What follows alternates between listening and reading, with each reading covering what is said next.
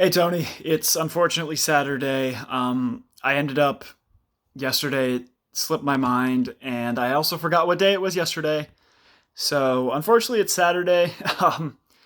First off, to answer your question of the week, Tony, today I haven't really done necessarily a lot on our anniversaries. When we for our first few anniversaries after we started dating, we watched How I Met Your Mother. That's when we started marathoning it. For our two wedding anniversaries, we haven't done anything because for one of them, I was in the Grand Canyon and Taylor wasn't.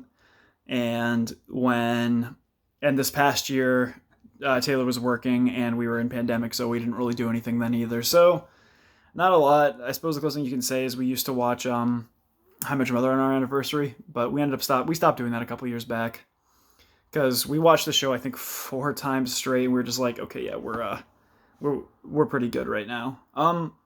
So it's been a pretty busy day. The past week itself hasn't been too overwhelmingly busy. Like I got a haircut, which is great because I needed it.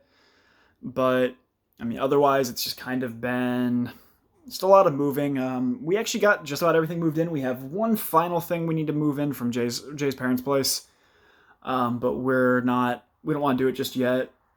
I promise when everything is all set up, I will do a tour of the apartment, but it's going to be a little bit because we still have we have boxes everywhere still. We've done a good job taking a lot of stuff down and putting a lot of stuff up, but there's always more. It's going to be this way for a little while before anything really starts to get set up.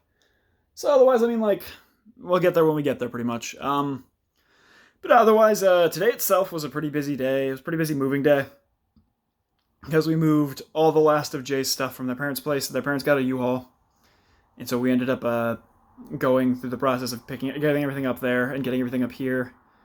And then Ted and I had to go shopping to pick up some small groceries. And I ended up cooking on charcoal today. Now, I've done a lot of open fire cooking and I've done a lot of cooking on propane and stuff like that, but I'd never before used charcoal. And today was a really bad day to do it. I didn't get good charcoal, unfortunately, when I first got it. And today was just a really bad day to do it because it was thunderstorming all day. So our charcoal was not in a great spot, was not in a great shape. Now, granted, it's been in our apartment, so we haven't been dealing with the same elements, but it was still really humid and wet outside because it rained all day, and it made cooking it a challenge. I ended up getting through it in the end, but it ended up being a challenge. Steak turned out all right. I wish I could have done better. I've made much better steaks in my life, but everyone seemed to enjoy that one, so I guess it wasn't a terrible thing. That being said, so this coming week is gonna be a little bit not super busy, but it's gonna be a little bit here and there. On Monday, I have I have to be in Springfield to do a final walkthrough of our old apartment with the landlords, and I also have a client meeting that afternoon for a potential case I might be taking on. I did get good news, well, moderately good news from my supervising attorney the other day, in which I will be getting back to work. Unfortunately, it's going to be July 20th. I was really hoping it would be sooner, but the important thing is I'm getting back to work, and that's really what it is. I know on Monday I'm going to have to call. I want to call the Connecticut House of Representatives, the Connecticut State Senate as well, because I've been having a real hard time with the unemployment office, and none of their places are open. They're refusing to answer any calls and things like that. So it's been a challenge, and I've been without my compensation for about 8 weeks now, and it's just been a constant. It's been a constant fight with them.